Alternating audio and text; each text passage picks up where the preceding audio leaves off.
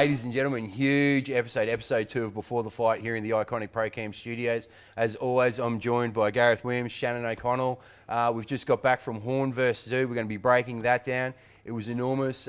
We took a cameraman up there and we covered all the fight, the pre and post-fight interviews and the weigh-in. Shannon, you were there. You had your team there. Shah was there. Gee, you watched it on TV, mate. You enjoy that? Yeah, mate, I stayed home in Brisbane. Well done, Channel, by the way. But stayed home with mate, the kids. look, from afar, it looked great. Obviously, you guys were in the bubble and experienced it. But yeah, it was tremendous to get Australian boxing back on the world stage as well this week. So before we go delving into it too much, big thanks to Qantas for getting us up there safe and sound, looking after all the gear. Townsville really turned it on. How good was Townsville? I've never been to Townsville until last week. It's a beautiful place. It was good. Townsville was awesome. And the Ville Casino, they accommodated us for everything. They put us up. They gave us rooms for just for filming and to doing interviews. Everything that we needed, they came in and they showed up. They did a great job. They made all the fighters and trainers feel great. Yeah, it was awesome. Yeah, great place to stay. It was they looked after us really well. Yeah. Sounded great. I was getting many phone calls about 4 a.m. from all different people on the show, so it sounded excellent. Big thanks to No Limit, Matt Rose, and DNL Promotions, Dean Lonergan, for putting on an amazing fight card, an amazing show in testing times. And it's hard putting a show on at the best of times when the open tickets available to sell. But mate, with obviously they did a tremendous job with getting the Queensland Premier on board as well. Mate, to sell tickets at that event would have been hard. People aren't throwing their money away at this stage, and sponsors and everything, but I take my hat off to the promoters for putting that amazing event on. And you know what, from a fan, sort of looking through a fan's eyes as well, it had that buzz. It had that buzz around it, like a Joshua or a Fury fight. It sort of really did have that buzz in communities because, you know, Jeff's from Brisbane and everybody knew it was going on. So yeah. It was a professional organisation, and the energy, we had people jumping in and out of each other's interviews all over the shop. The camps were coming together. It was special. Yeah, I guess being a lot of Queenslanders on the card, like everyone knew each other, so everyone was able to, you know, banter with each other in the interviews. It was fun. Like it was a really, probably one of the best times I've had in a fight camp, sort of leading up to, right up to the fight. And we've even got a bit of footage here of Luke Meldon doing a big hair whip out of the water. There he is, funny guy, so we'll be definitely shooting that all over social media. But look, it was a great experience. Like we said, Townsville showed up and the Ville, the casino. But a lot of controversy, a lot to get through. There was a few hiccups. We've got the fight card and we've got to talk about what's coming on in the next week. So we might just jump straight into it. I'm Isaac Hardman and you're watching Before the Fight. I'm Lynn Wilson and you're watching Before the Fight. The official weigh-in looked great. You know, breezing through the earlier fights, Larfield Hunt weighed in. You know, they looked fresh, they looked sharp. Sandstrom Cashman, they looked good. And Ben Horn, Patrick Clark, the pride of Palm Island, they looked really good. But then a little bit of controversy. Adam Copland, we thought he was going to be on weight. He looked hydrated, he looked good. Having to do the nude weigh-in, the big fella, and coming in a little bit heavier. What'd you think on that? Yeah, I think a lot of people kept saying, sort of complaining that the scales were different. But I mean, I got on the scales, I was exactly the same on the test scales as what I was on the official scales. So I don't know. He did drop weight, so. I think it's the first time, I'm not sure. I think it's the first time Adam's made middleweight, I'm pretty sure. Because when was the last time Adam would have fought? Fortitude Music Hall, so whenever that was. Yeah, it might have been the first. Year, and late last year. Yeah. I suppose the first time you go down in weight's too always tough, isn't it? Then we move straight to the next one. Some more weight issues. Kylie Fulmer, 200 grams over. Yeah, I don't think they expected it either. That she said the scales inside were she was on weight, but I mean, in saying that, too bad, get it off. Gee, that's the game, isn't it? Yeah. and that's the with an experienced coach, obviously like Steve Della there as well. He ain't going to let anybody get away with 5 grams, never mind 200 grams. Liam Wilson, Jackson Woods. Jackson lost 14 kilograms in his prep. Jackson lost 14 kilograms, and I'm pretty sure at the Olympic Games he was like 52 or 54 kilo. Yeah, wow. And that was 2012, I think. So, Weigh-in done. Yeah. Comfortable. Yeah, it was a bit tough this time around. I'm not too sure why. Bit of I usually do the hot bath to get the weight off, and that was it wasn't hot enough. It was nice and it was warm, but not hot enough to get the weight off. So I had to resort back to the sauna. So that's new for me. That I felt it in the body, but We move straight into Hardman Weech. Oh, that weigh in.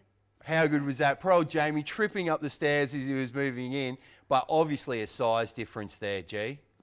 Once I saw him on the TV, it looked like 3 or 4 different weight divisions. Yeah, but How funny it was hilarious. Like with all the talk, all the I guess Weech probably gave a lot back, but all the Hardman talk and then what he did on the scales when the face off, that was hilarious. Yeah. I literally just missed it, but I've seen it. Horn versus Zoo.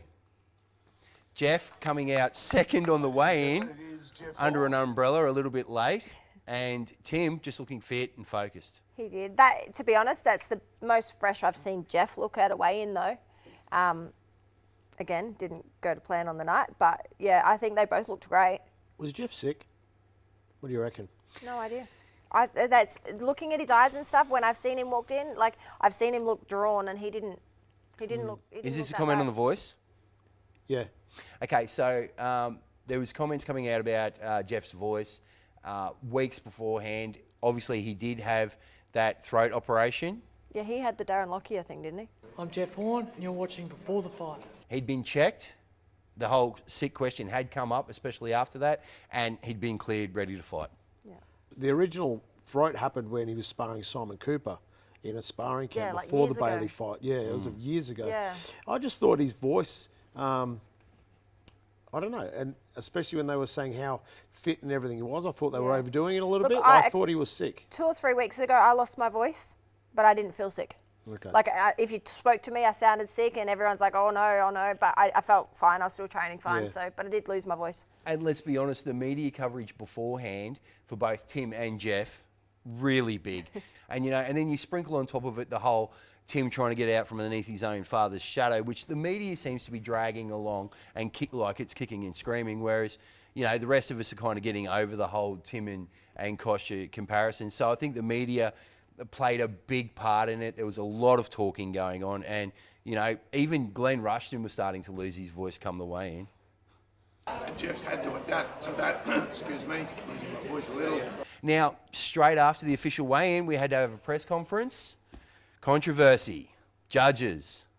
What'd you hear, G? Yeah, so from afar, I heard a couple of judges. Sorry, I don't know the ones. It was your referee, wasn't Chris it? Condon. Chris Condon and Phil Holliday was Phil Holliday. I can't speak for Chris Condon. That was totally news to me, so you guys might be able to touch on that a bit better. Apparently, Phil just let his opinions of the fight know. Is that right? Okay, so what we heard that Chris Condon was in the corner with Kostya Tszyu under Johnny Lewis's guidance. Chris Condon was never in Kostya Tszyu's corner in the 15 years that Kostya Tszyu was a professional fighter. Chris Condon was a fan who paid his own way to come along and see Kostya Tszyu fight in America.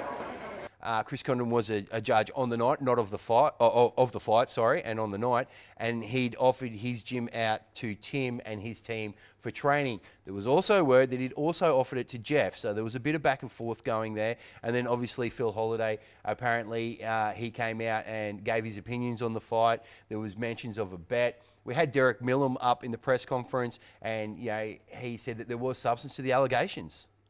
There's substance to claims that Tim Tszyu trained in Chris Condon's gym, as Jeff Horn could have, if he was up here. I think it was just something when he's passing through. There's also substance in one of the judges commenting about when he was asked how the fight would go. He commented. Now he told me this. He's commented that he thought there was a danger of Jeff Horn getting cut and losing the bout. Just knowing Phil, I don't think it'd be any malice in it. I think it would probably be his opinion, because Phil is honestly a straight down the line guy. Yeah, but I guess being part of the fight, you've got to learn to keep your opinions to yourself. Exactly. Let's look at the media side of things. That's part of the drama of a big show. Yeah.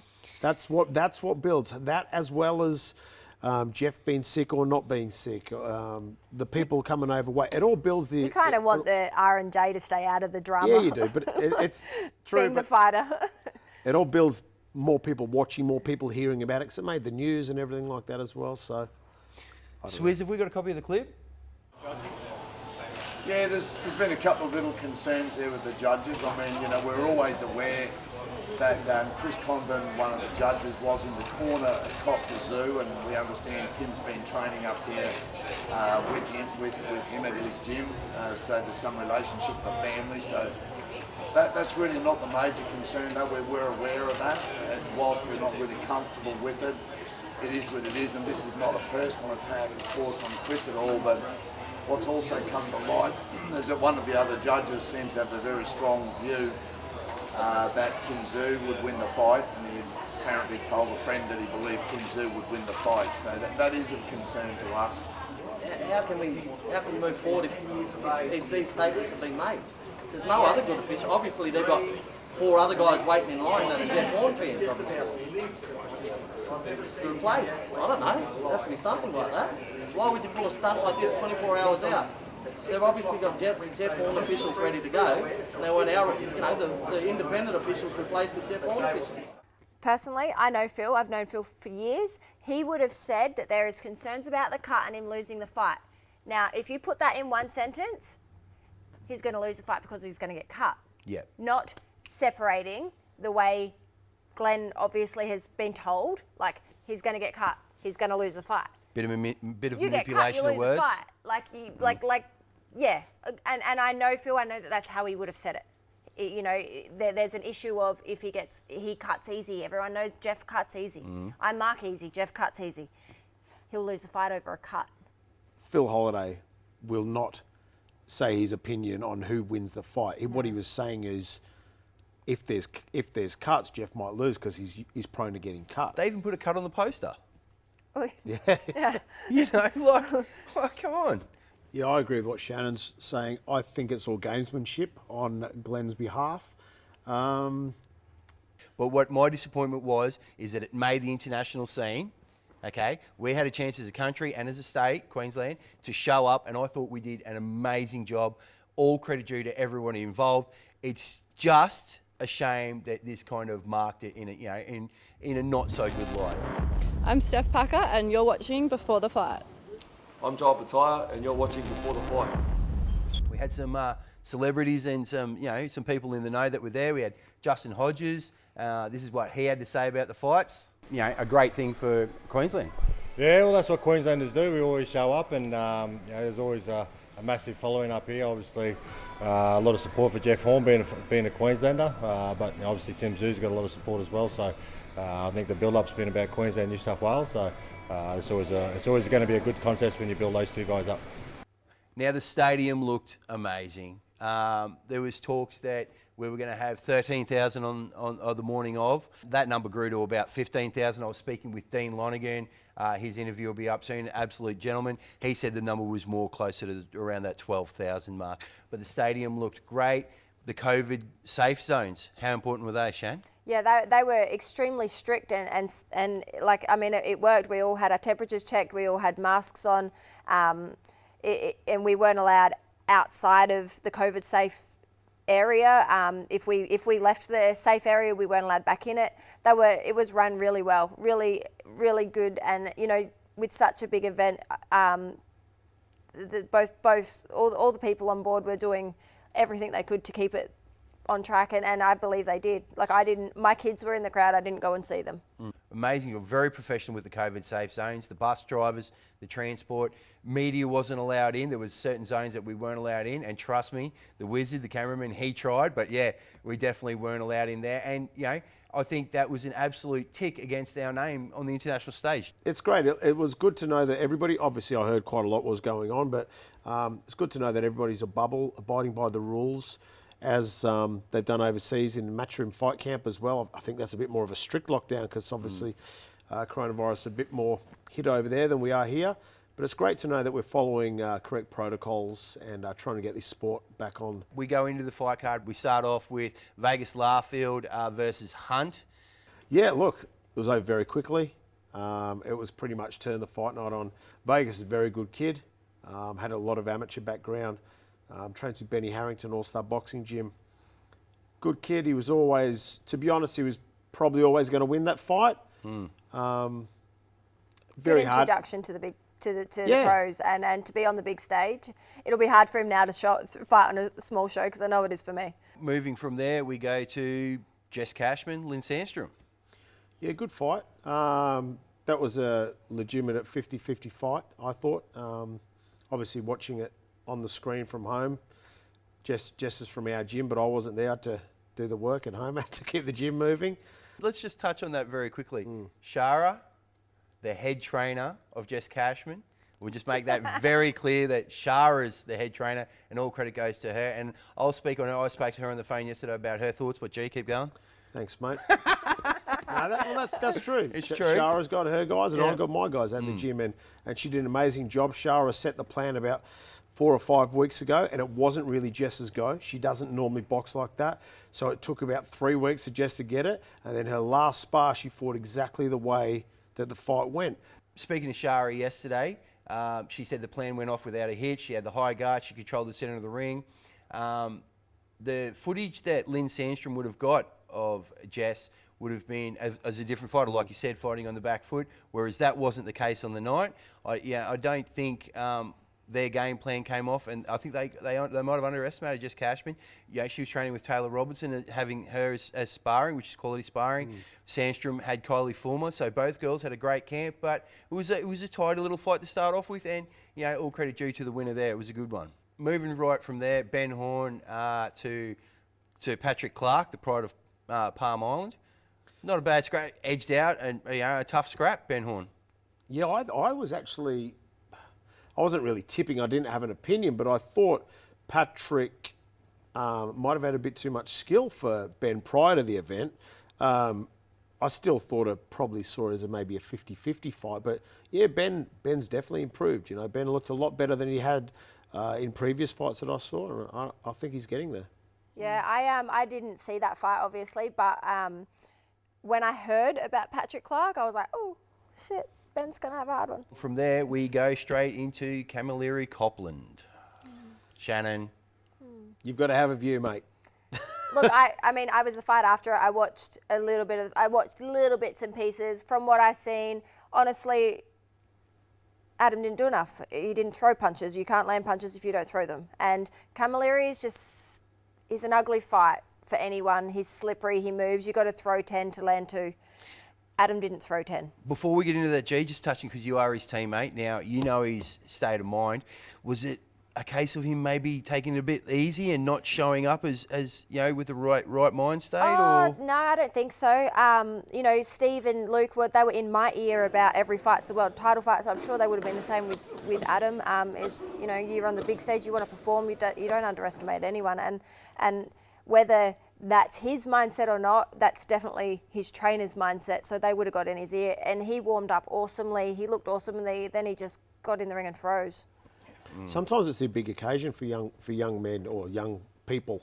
When you've come from a solid amateur background and having wins and a few losses in front of 32 people watching, then you're all of eyes of Australia and internationally are on you.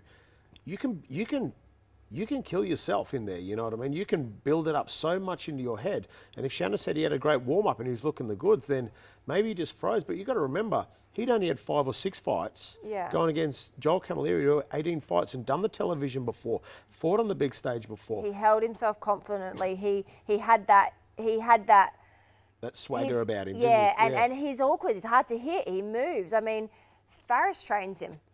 Faris, I remember I sparred Faris once, and I don't think I've punched as much air in my life. Yeah. It's hard. It's hard when someone's in front of you. Like, you want someone to stand there and fight you. But yeah, like I said, I would have personally. He needed to punch a lot more air to land a couple of shots. And like I said, Adam, if you're watching, don't take it to heart, mate. We all know that you're a better boxer than that, and that you got a lot more to give to the sport. So we'll be happy to see you again. Moving right along, but Shannon O'Connell, Kylie Fulmer, words being touted that it was the fight of the night. How did it feel coming off the glove? Sickening good. Oh. I don't, honestly, I've said it to anyone that's asked, I did a Facebook post, I've never had so much fun in the ring. I just loved every second of it. Hated the warm-up, hated the lead-up. in tears through the day. Like, what am I doing? Like, what if I forget what to do? Do I punch first or does she punch first? All those normal things that I go through mental case before my fights. But the second my music plays, get me out there. Hey, bit of Scribe. Yeah. How good was that? There's footage of you rapping along as you were leaving. We tried to get an interview out of the post-fight. She always does when she comes out. She was dancing on the way out, but fought well off the back foot, punches in bunches. She was strong, G. Mate, she was excellent. Best I've seen her, to be honest. Is there any thoughts that Kylie might have been a little bit underdone fighting in Queensland?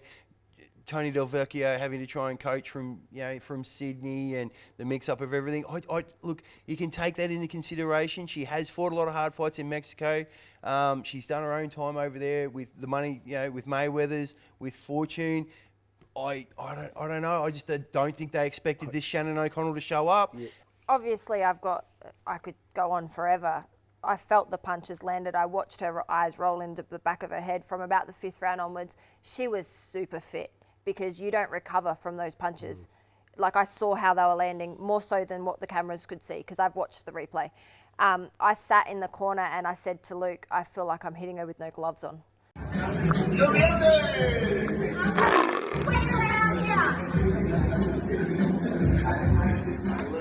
All credit due to Kylie Fulmer. We're going to see her again. We had a great interview with her beforehand. Fan of the show. We're probably going to have her on the show, and we're going to see more of her. And she's great for Australian boxing. I personally think there's some good fights for Kylie in Australia. With some probably the less experienced girls from her, that I think they'll give her some good fights. I was talking this morning. I think Beck Hawker might be a bit heavy for her, but I know Ellie Reynolds can get down to her weight. I reckon they're a great fight. Ooh, Taylor Robinson called out Ellie Bliss Reynolds. We interviewed her. That's on the Before the Fight platform. Talks of a Queensland opponent. Yes, Ellie Bliss Reynolds. And how do you think you'd match up with that? I think it would be a good fight. I think it would be a really good fight. We're both similar weights. We're both in Queensland. Kind of get opponents elsewhere. So, I mean, we should jump in with each other, I think.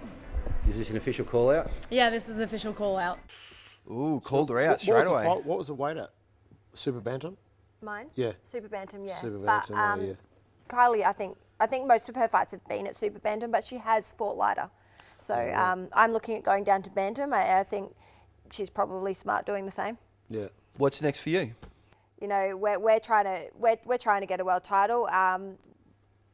Steve is working around the clock trying to get things happening. So hopefully it can come over the line. The very talented Liam Wilson out of the All-Star Boxing Academy. Good boys down there. Benny Harrington leading the way. We had a great time talking with all those boys. Look, clinical against Jackson Woods.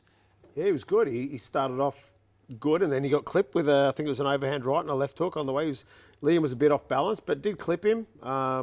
Jackson didn't roll the knuckle over on the punch, I noticed. It was a little bit more slappy, but mate, Liam's a good kid. Jackson Woods probably had about 6 fights since the Olympic Games, 2012. Yes, he was an Olympian, but Liam's probably had about 80 fights since that 2012 time. And, you know, he's coming through now. And good puncher, switch hitter, can box and can hit. And great body puncher. Even as an amateur, you always used to look for their bodies.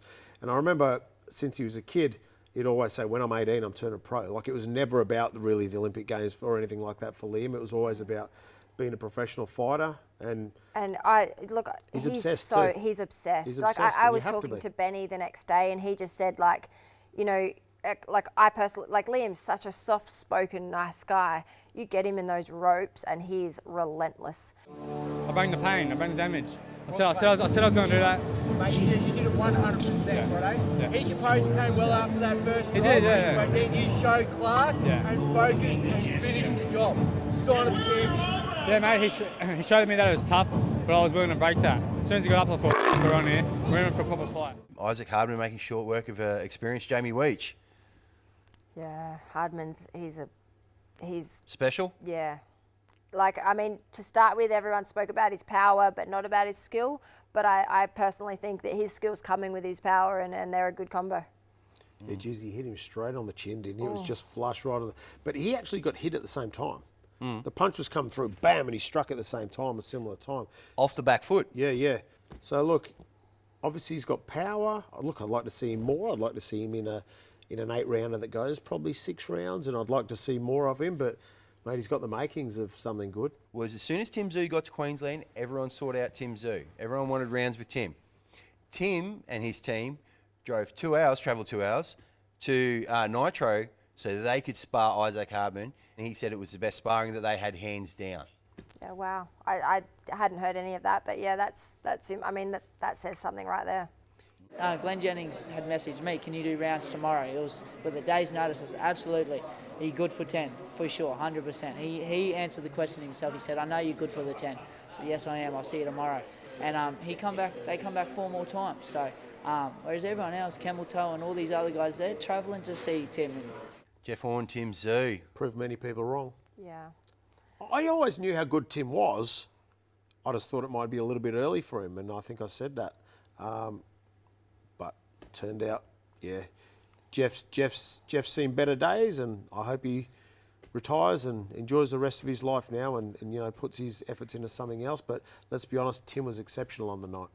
Absolutely. Look, I watched from the first half of the first round. I watched with my face like that, and after about 6 rounds, me and Steve looked at each other and said, "Can't watch it anymore. We're out." Those body shots were just perfectly placed. Like, a lot of people that don't know much about boxing were saying, "Oh, his ribs." I'm like, no, that was his liver. Like, Jeff would be feeling those shots today. That was great performance. It was hard to watch. Hard to watch, not because of Tim, because I love Jeff so much, but Tim is something special. Before we break down the fight too much, what I'd like to touch on is Jeff's preparation for Zarafa, one, and you know that it wasn't 100%, but he came back for Zarafa 2. Now, was that the case with Tszyu? It looked like his preparation was good. He looked fit. He looked healthy. We had a private training session where we got to film it. He looked strong, but Tim systematically broke him down mentally and physically. I'm unsure about a few things. I think he's bulked up too much, Jeff. That's a lot of muscle. Like, I train at a gym with bodybuilders, and 3 kilos of muscle, that's a lot of muscle. I honestly, my own opinion, and most people don't agree with me, I still think Jeff's a welterweight. Look, you can't take anything away from Tim. He put on a boxing clinic. Oh, Tim, I thought, again, like everyone else did, it was like, you know, he's young. He's got such a young face. I was like, oh, is he ready for such a step up? Tim is something special. He was awesome. Composure, controlled, uses his lead hand very well, and when he just gauges his distance very well, and he knows when to pull the trigger. You know, and he did, and he's got that killer instinct in him as well, which I guess a lot of people didn't give him credit for to start with. Everyone just thought he only, and me included, his composure was his thing, but no, he showed some mongrel as well. It was like one of those fights wherever Jeff went, tried to get into space. Tim was there. And he had an answer for everything. Fair to say, he had an answer for everything. Absolutely, and you've got to give credit to his trainers, because they obviously knew everything about Jeff, and then they trained perfectly for it. They did. Now, Swizz, have we got the clip of the Tim Tszyu interview? The fight day is always the celebration of all the hard work you put in, and yesterday proved that. I was in physical and phenomenal shape. Been super focused in the last 7 months, so you know all the hard work pays off. Mate, I think you adjusted to the scrappiness in the beginning early. That's tribute to the team, the plan, and the sparring partners. Is that the fight you expected in the first few rounds? I was ready for anything. You know, Jeff has been in those wars, so I was ready to go into that war. Everyone was saying that he's going to come, and how am I going to react to someone aggressive? There you go. I'm the aggressor, and I was the bigger man on that night. But I knew that I had to bring it to him. He would have thought that I could fight him on the outside, which I did, and on the inside. So again, boxing's all about improving your game everywhere. And then in this fight, just proved that, you know, I can not just box on the outside, but I can do everything. When do you go back to Sydney? Now. Right now? Yeah, right now. As soon as we can get you back up to Queensland, mate, you're going to have to sit on the show. Oh, would love to. Mate, we'll get you on the panel. Yeah, thanks, mate. There you have it. A Star is Born. Yeah, definitely. Perfect attitude, perfect everything. This is where it brings us to the point about Jeff and Glenn Rushton and the corner, and what happened right at the end there. You know, where Jeff didn't want to come out. Phil Austin said to him, "You have to show me something." Adam Copland said that after the 5th round, he was questioning what was going on. You know, now the footage, again, they showed Glenn saying, have you got one more minute in you? Have you got one more round in you? Hoping that he had that puncher's chance. Shotgun, was it over? It was over. Look, I walked away after the 6th round. I couldn't watch it anymore. Yeah, I'm not jumping on the bandwagon of what everybody, the social media, and everybody's got opinion and everyone's entitled to their opinion. I think I would have probably pulled it up a couple of rounds earlier if it was me, though. I agree. I completely agree. And, you know, even coming off the back of that overhand right that stopped Zarafa? It's not yeah, there but anymore. That's the thing. It's that not there. It wasn't there in that There's only one fight to go. It's still there, but it's not there against Tim Tszyu. In that fight, it wasn't there. Yeah, That's what I mean, it's yeah, you know, like I think Jeff's come back so many times where he's been down and out, and not against Tim. Tim, he was not coming back. Like Tim said, he was just getting started. Systematically, like I said, he beat him mentally, beat him physically, and I think he took the fight away from Jeff. I think Jeff knew that. I think Jeff realised that. I think he saw what the rest of the country was seeing, and he just didn't have an answer for it. Yeah. Yeah, Tim was exceptional. He was clinical. He was everything we've said was great. I don't think that definitely wasn't the best Jeff Horn, but it was the perfect time for Tim Tszyu to beat him. And I think Tim will go on to massive things now. I think he can be a real star. I think the big fight is Tim Tszyu, Dennis Hogan. That's where I think the big fight is. I think Zarafa's a harder fight than Hogan. I think Zarafa's a more entertaining fight than Dennis Hogan. Yeah, I'd prefer to see Zarafa. Thing is Victoria. That's all I'm going with. Yeah, okay, things that can be realistically made. That's what I'm thinking. Realistically made. COVID aside, we've spoken to the Australian opponents, Zarafa, Hogan. I think Zarafa Hogan would be a great fight against each other. I think that's a strong fight. Internationally, Teixeira. Yeah, I'd love to see it. Moving forward from that, we've got a fight card on this weekend. Straight out of ISO from Ace Promotions, Angelo DiCarlo at Eaton's Hill. We're going to be there for the official weigh-in. We're going to be there for the fight, and we'll be doing the post-fight interviews. Some great ones. Benny Kite, Tyson Best. Good fight, Australian title fight. Who'd you pick for that?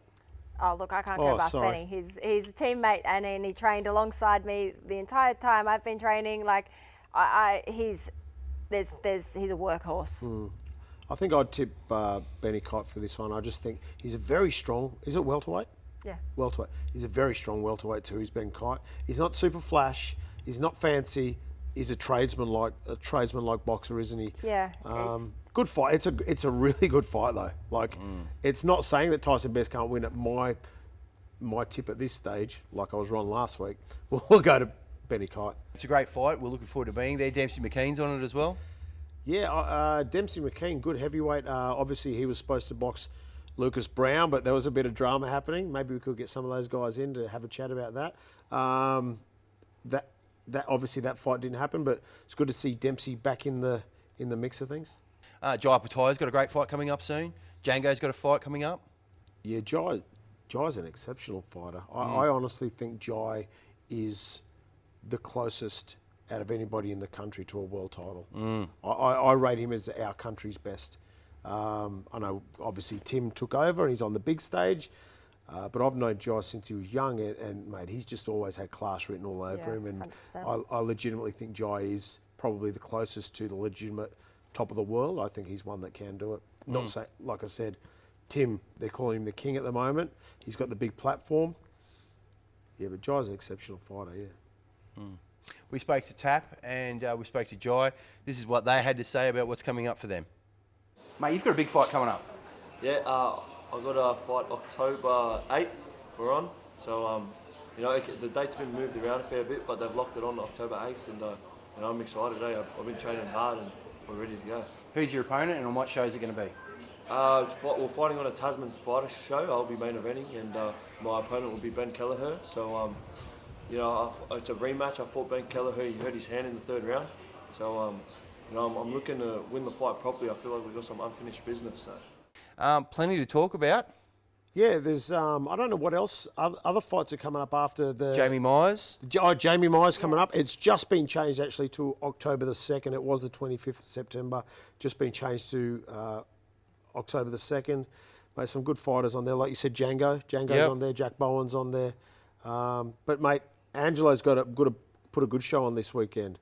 Obviously, I think he can only have 500 in there, and he normally fills that place out with 1,500. Like, so for Ange to only sell 500 tickets he's probably told a lot of people they'd say no to a lot of people. Well, he has, because we tried to get a table and the tables are sold out.